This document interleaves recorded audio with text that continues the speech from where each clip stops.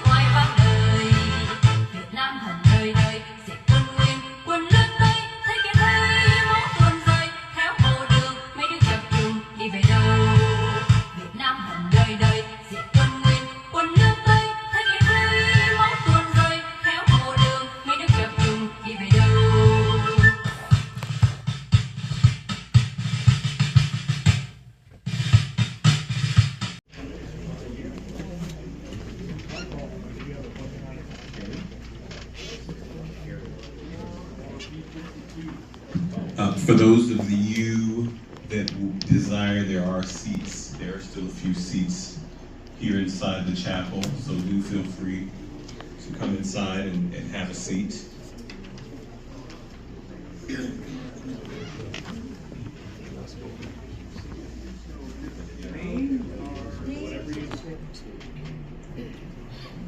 So, ladies and gentlemen, just wanted to announce that we do have a photographer here today, and our very gracious hostess, Karen Carter, says that if all you need to do is get her card, and she will gladly make sure that those photos are sent to you.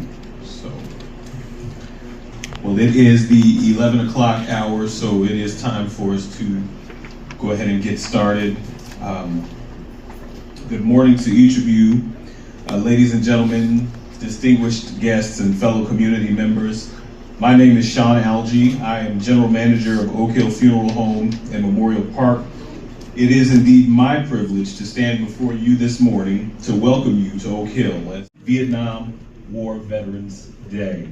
As we gather in unity, we recognize the 9 million plus U.S. Armed Forces and uniformed personnel with active duty service between November 1, 1955 and May 15, 1975.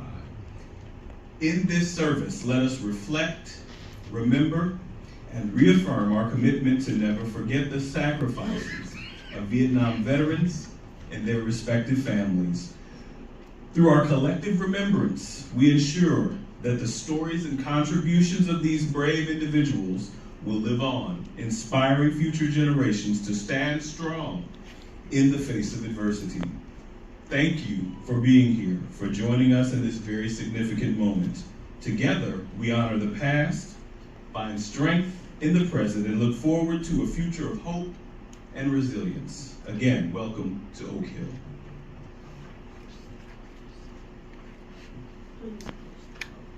Please post the colors. Color guard.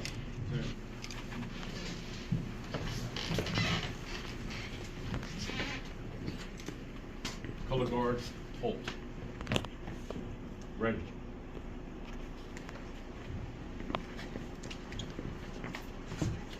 Post colors.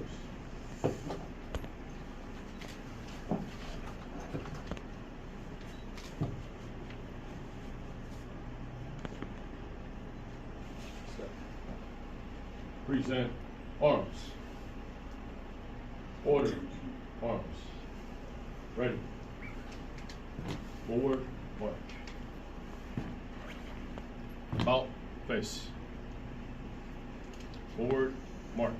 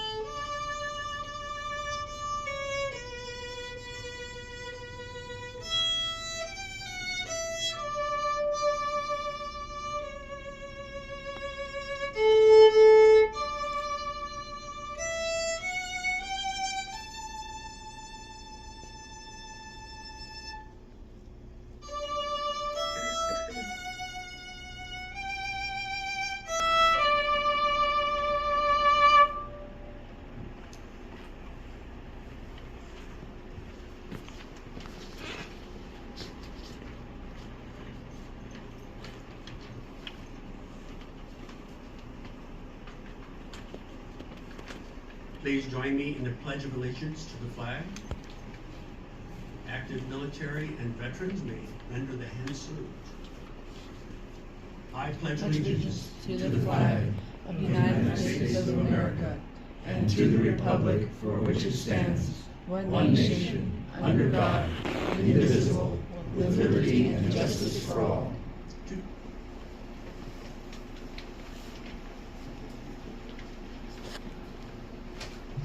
You may be seated.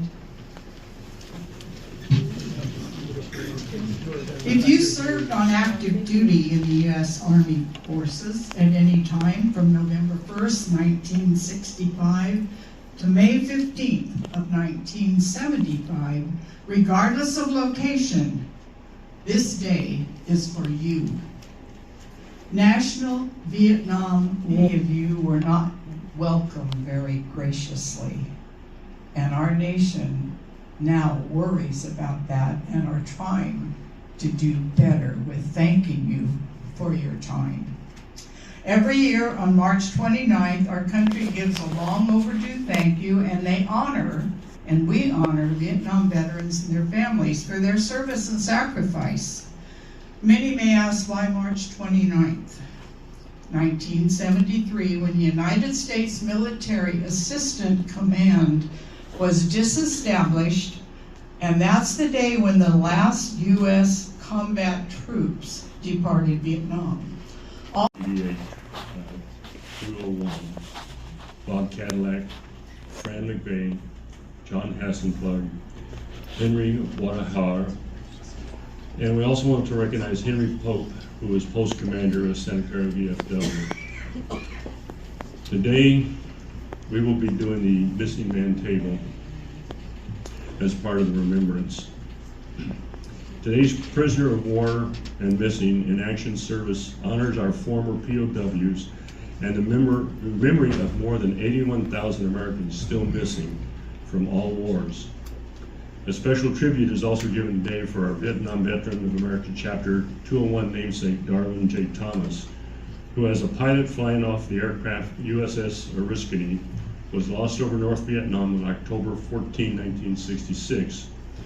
He originally was listed as missing in action. He's now listed as killed, body not recovered. The most recent thing we had is they've located the crash site, but still no recovery. Assisting me today will be Steve for the missing man table. At times and places, American servicemen and servicewomen have given their lives. Many have been held under hostile circumstances against their will and are yet listed as prisoners of war. Others have disappeared to be listed as missing in action. Either way, they have not returned to us. May we be constant in our efforts to determine their fate. May we never forget their sacrifices and do our duty towards them by keeping them in our hearts until the day when they may return. Before you see a table reserved as a place of honor for our missing comrades in arms. It's set for one. The one thing that you don't always see is the chair is tilted, indicating it's reserved for a person that we're expecting to return. He has not returned, but we're still hoping. This table is our way of symbolizing the fact that the members of our profession of arms are missing from our midst. Each item on the table is symbolic of the trials of these missing veterans. The table is small, set for one person, symbolizing the frailty of one prisoner alone against his oppressors. The tablecloth is white, symbolizing the purity of their intentions to respond to their country's call to arms. The chair is empty, symbolizing that they are not here. We remember them. A slice of lemon is on the plate to remind us of their bitter fate, and a pinch of salt is symbolic of the family's tears as they wait. The glass is inverted to symbolize that they cannot toast us today. We remember them. A single rose displayed in a vase reminds us of the families and loved ones of our comrades in arms who keep the faith awaiting their return. Family members wore red ribbons upon their lapels, remembering their loved ones while they were missing. On behalf of our nation, whose call we answered, we place the flag as the emblem of our country, and with it we dedicate ourselves once more to be witness for truth and freedom, the highest ideals of our country. We remember them. On behalf of Chapter 201 and associates, we place the emblem of Vietnam Veterans of America, which signify a bond formed years ago, a bond of common experience which cannot be broken, and in remembrance of Chapter 201 namesake, Darwin J. Thomas. So long as we live, they too shall live, for they are part of us. And when we answer the final roll call, we know that they will fulfill their duty and greet us with words of compassion, friendship, peace, and love. Welcome home.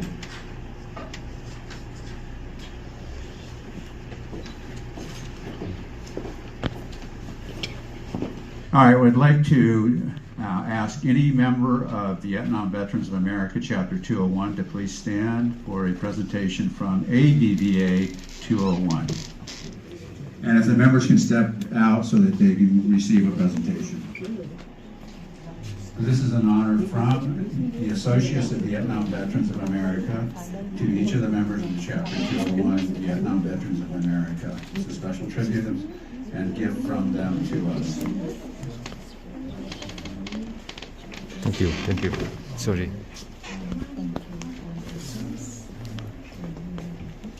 Ladies and gentlemen, on behalf of our country, the Vietnam, during the war that involved with the U.S. Army military since 1955 to 1975, we would like to present you with the scarf of two nations involved deeply in that war as a token to say we thank you and appreciate what you did in our country. Thank you very much.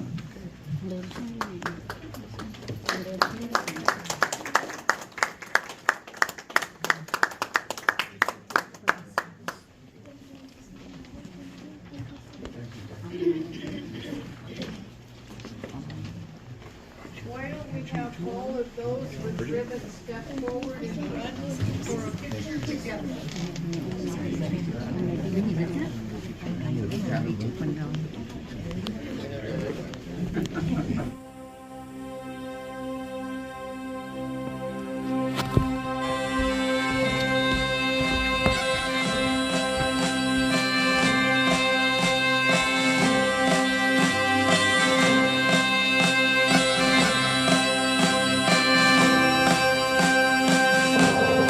Fighting soldiers from the sky, fearless men who'll jump and die, men who mean just what they say, the brave men of the Green Beret. Silver wings up on their chest. These are men, America's best. 100 men will test today, but only 3 win the Green Beret. Trained to live off nature's land, trained in combat, hand to hand, men who fight by night and day, courage take from the Green Beret. Silver wings up on their chests. These are men, America's best. 100 men will test today, but only 3 win the Green Beret. Back at home, a young wife waits. A young wife's waiting. Her Green Beret has met his fate. He's met his fate. He has died for those oppressed, leaving her his last request. But silver wings on my son's chest make him one of America. Happy every Thursday morning from 9 to 11 with free coffee and donuts. On Homestead, they let me use a room at the American Legion. You're all invited to come. No agenda, just fun conversation stories. So I expect to see every one of you. Thursday. Every Thursday. Every Thursday.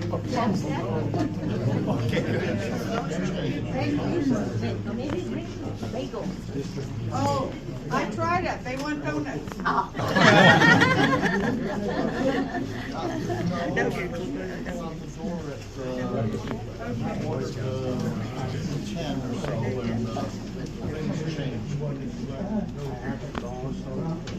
Đi nhanh lên Quanh, đi nhanh lên. Best. He'll be a man they'll test one day, have him win the Green Beret, have him win the Green Beret.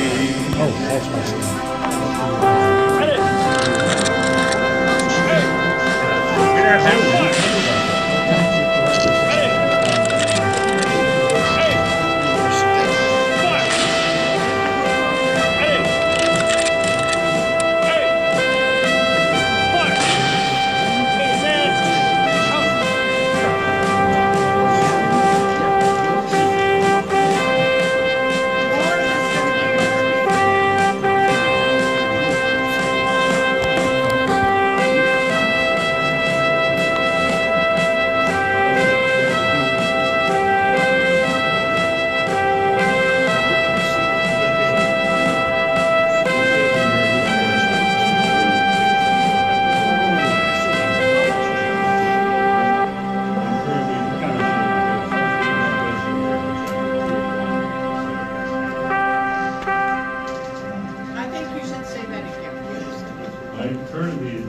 president of Vietnam Vets of America, Chapter 201, which is Santa Clara County.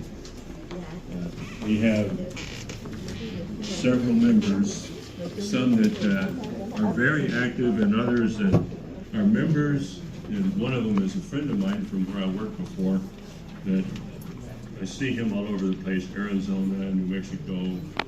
I think he's in California every once in a while, but we have a lot of members that stay members of our chapter even though they're not necessarily living in this area, just because they like that association with people that they knew. I just want to talk a little bit about Vietnam for those that don't know. And I looked up some facts, and there's a lot of discrepancies and exact numbers of people. But there was at least more than about 3,400,000 service members that were deployed to Vietnam. About 1.8 million of those were conscripted through the draft. How many were draftees here? I was too. And for those that don't know, you literally do get that letter, greetings from the President of the United States. I was fortunate in that when I got the letter, I was still in college. Was not carrying enough units to keep the deferment, but I did not have to go in until after that semester was done. They let me finish that semester before I had to go. So I was fortunate in that way. Those of you that are associated with Vietnam a lot know that there was initially listed 57,939 names on the wall, and that increased to 58,200, and the last number I saw that they associate with people that have died because of Vietnam is 58,220. I hear a lot about what happened in Vietnam, and I have my own opinions, and since I'm speaking, I'll give you some of them. The war was a political war more than anything else. The politicians were fighting the war, not the military. They told the military what they could and couldn't do. Talk about the bombing. You know, you can bomb now. No, you can't bomb. You can't bomb there. It was controlled a lot, not like wars before and some of the wars since then.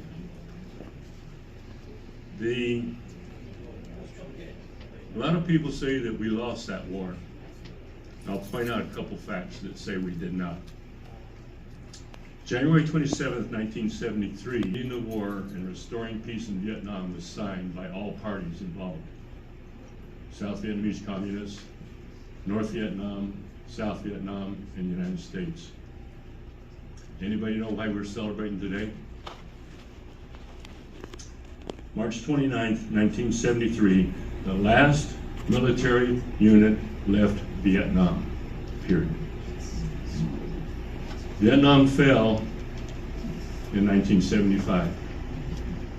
Again, people say, South Vietnamese military lost the war. Yes, no.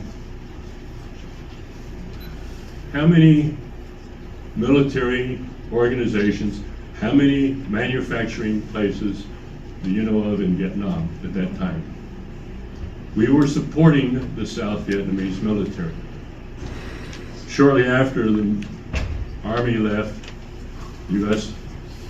Air Force and everybody else, Congress cut support to Vietnam by 30%.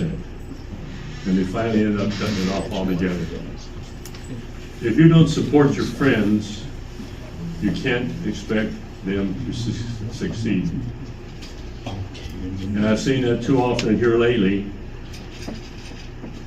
Besides being in Vietnam, I was in Iraq for 6 months at the beginning. We did the same thing to Afghanistan and Iraq. When we left, taking all of our toys with us, you're on your own now. You see here a lot of Vietnamese Americans among us. These people really support the Vietnamese or the Vietnam veterans that served in Vietnam, as you can see. We get a lot of support from them. Tang, who's the president of AVVA, if we need something, he makes sure that people get it. The Vietnamese community is extremely supportive of the Vietnam veterans in the U.S., especially in San Jose. I can speak to that. I've seen it. And we really appreciate that. We try to help them out, and they try to help.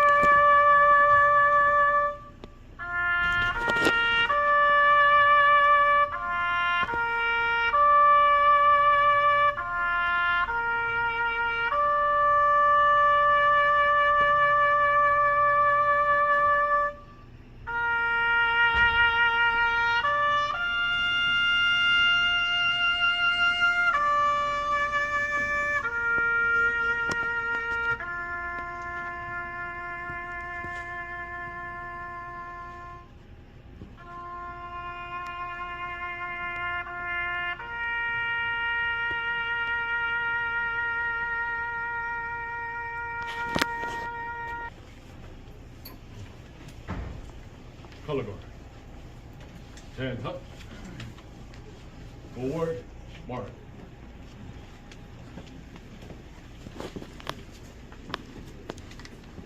Color guard. Hold. Ready.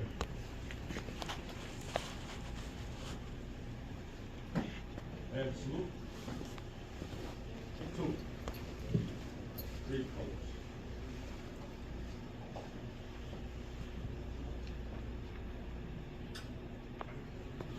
Ready. Forward, march. Bump, face. Forward, march.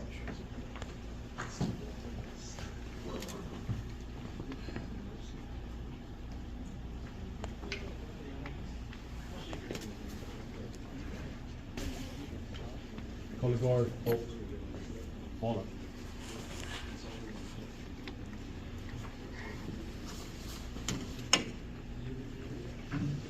This concludes our service, but we do want you to join in fellowship right across the hall in room B and visit with each other. I want to thank Raina. Lovely. I love the violin, and she does a great job. Everyone here is so special, and thank you for your service. Thank you for being here, and spread the word that this will be here next year also to honor our Vietnam vets. And I'm going to remind you, there's a flyer. We have an early sunrise service on the hill on the cross, 6:15 Sunday morning. If you're up to it, the view is gorgeous. Thank you so much. Thank you for your service.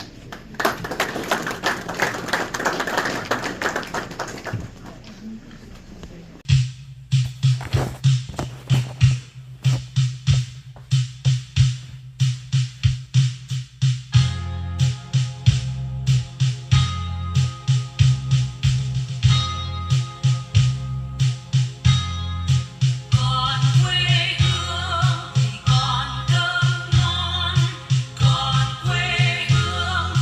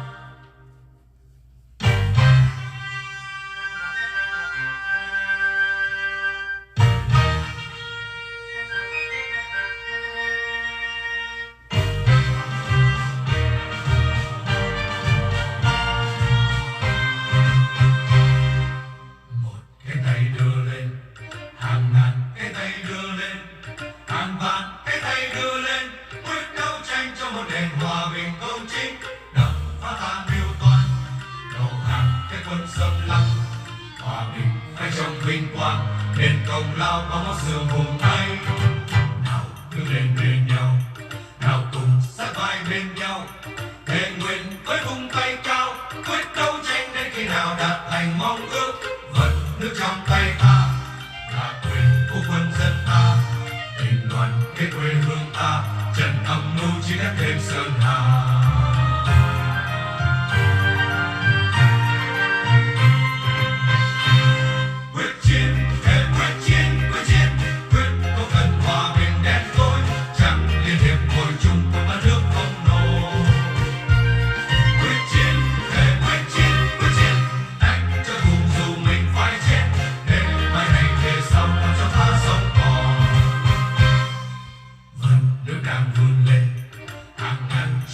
Chưa quên hàng vạn xác quân vong nô đã chứng minh cho sức mạnh hào hùng quân dân, để chưa vào lùi chân ngồi cùng với quân xâm lăng.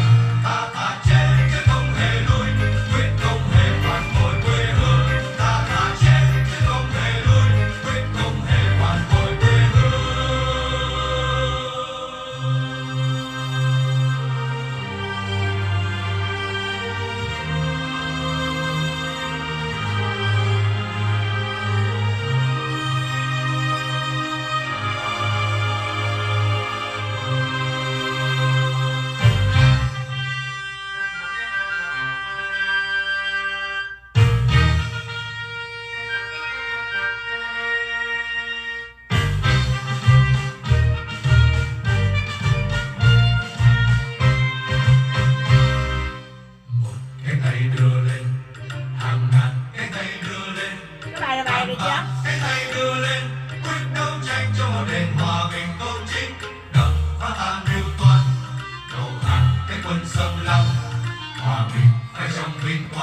Đền công lao bao máu xương hùng ấy.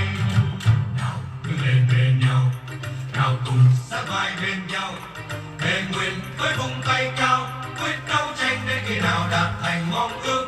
Vật nước trong tay ta là quyền của quân dân ta, tình đoàn kết quê hương ta, trận âm mưu chỉ đắp thêm sơn hà.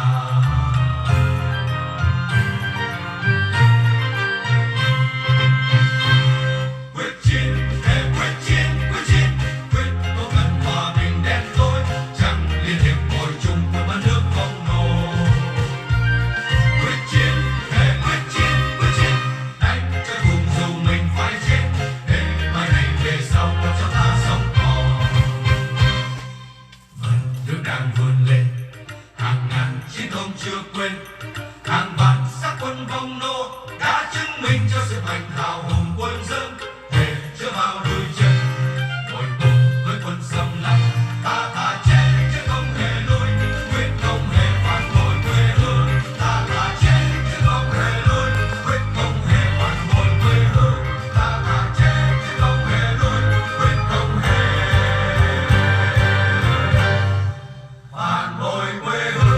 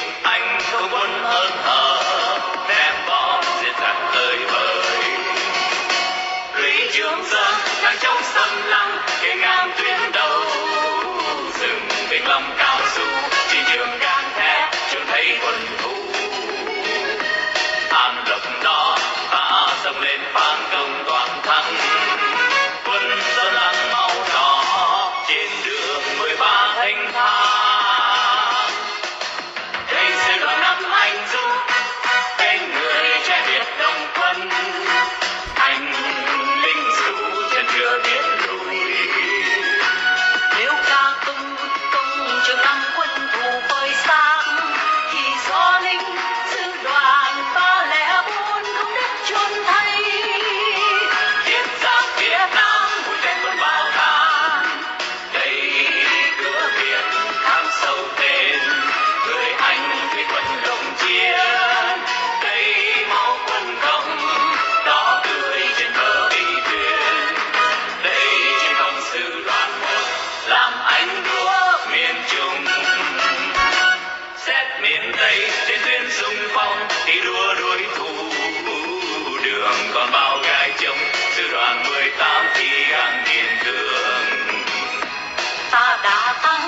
nhân dân ta giết công trường chinh, anh em ta hơn hở pháo binh ta thật tuyệt vời. Đất miền Nam xa cát xa cam vươn lên dưới cờ, lòng miền Trung kiên gan từ Việt tới xa nằm công trường thủ. Ta đã thắng chung đoàn ba danh lừng tiền chân, quân dân ta không thể loại công nô xâm lăng Việt Nam.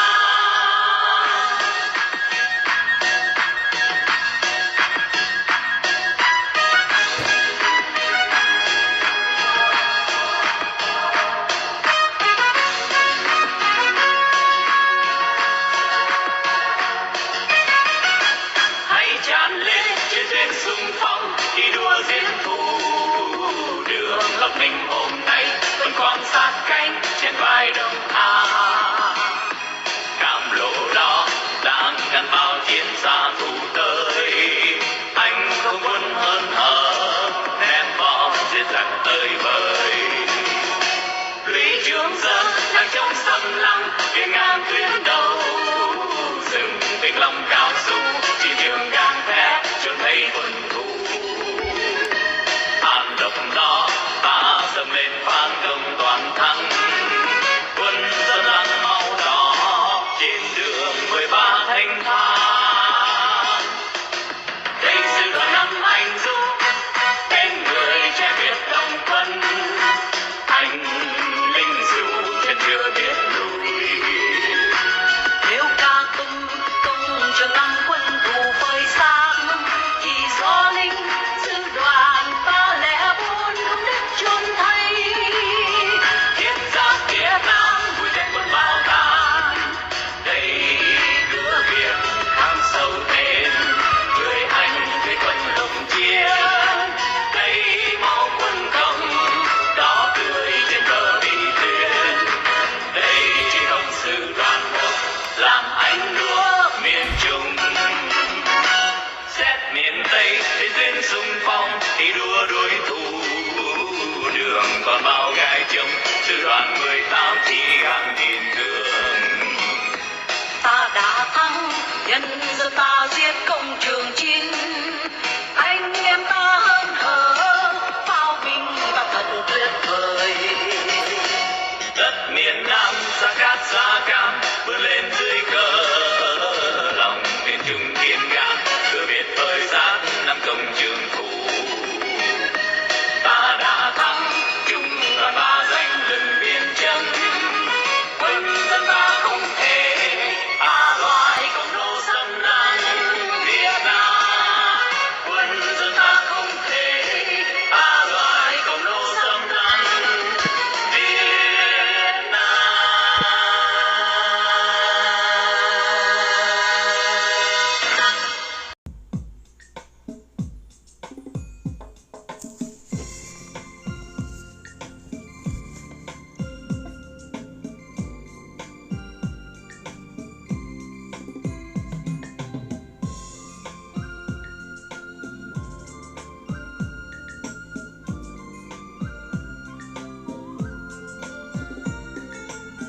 Con xin chắp tay trước Phật đài, bụi trần buông thả khói đôi vai, hết tiếng sầu thương hết tiếng thở dài, cõi tạm phù du không phải là nhà. Con xin chắp tay trước Phật đài, Phật ân vi diệu bóng hào quang, tỏa chiếu muôn phương ánh đào vàng, tỏa đức từ bi tan khổ lụy phi. Cửa Phật từ bi canh dương tan lộ tiêu bá nghiệp, cửa Phật từ bi trăm hướng lan tỏa nguyện trắng thành, cửa Phật từ bi tu tập cho đời bớt khổ đau, cửa Phật từ bi, cửa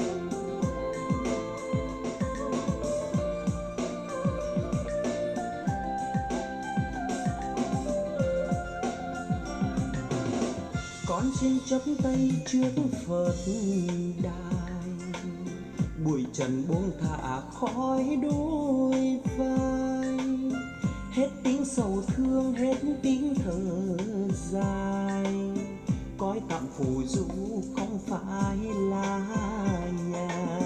Con xin chắp tay trước Phật đài, Phật ân vi diệu bóng hào quang, tỏa chiếu muôn phương ánh đào vàng, tỏa đức từ bi tam khổ lụy phiền.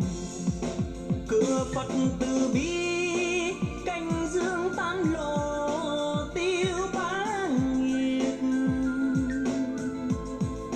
Cửa Phật từ bi trăm hướng lan tỏa nguyện trắng thành. Cửa Phật từ bi tu tập cho đời bớt khổ đau.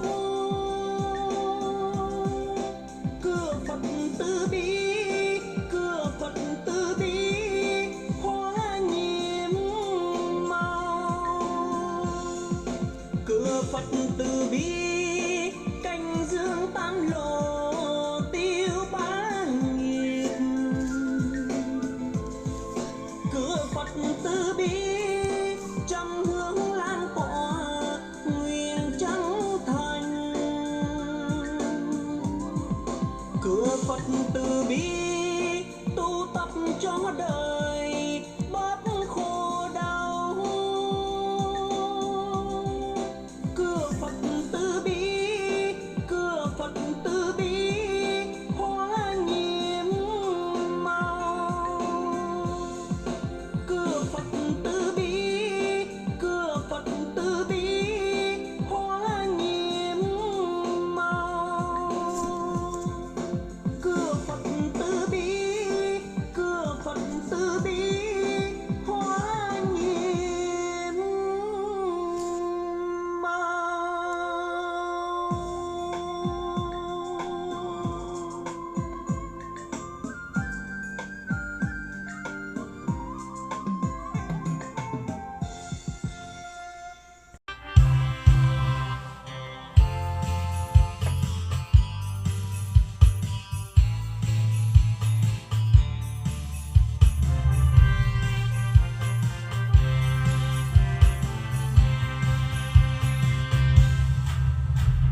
Dậy mà đi bước tương vòng ngắm cùng, cách mạng đâu là cách mạng bản thân.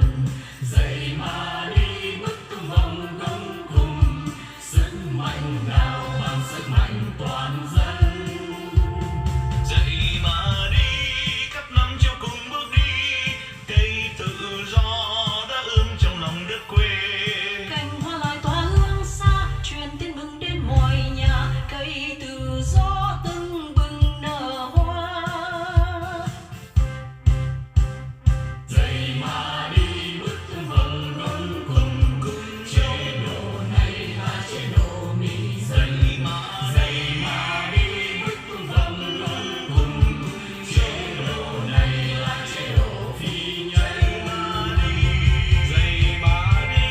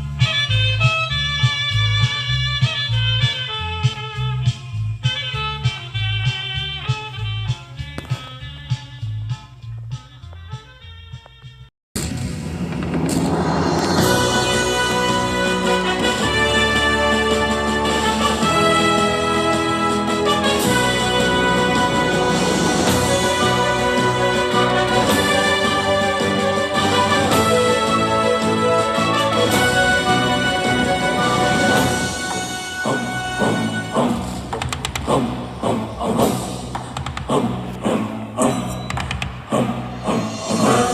bóng chiều một đoàn quân thấp thoáng, núi cây rừng lắng tiếng nghe hình dáng của người anh hùng lạnh lùng theo trong rồi trên khu đồi nước im trong chiều buồn.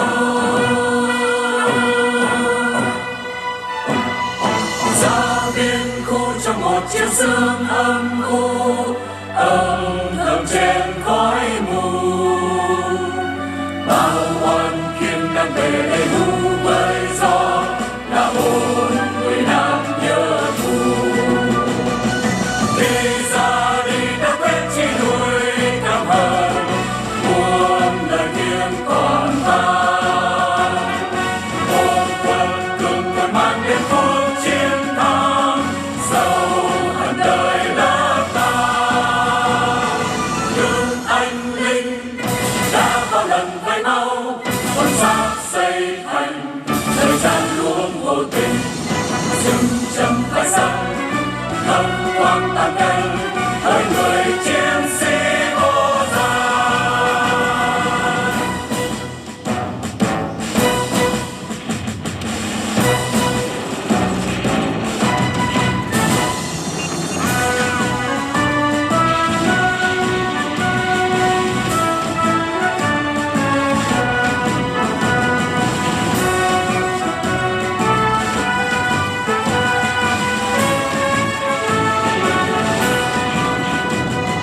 Ra biên khu trong một chiều sương âm u, âm thầm trên khói mù, bao oan khiên đang về đây vu với gió là bốn người nam nhớ thù.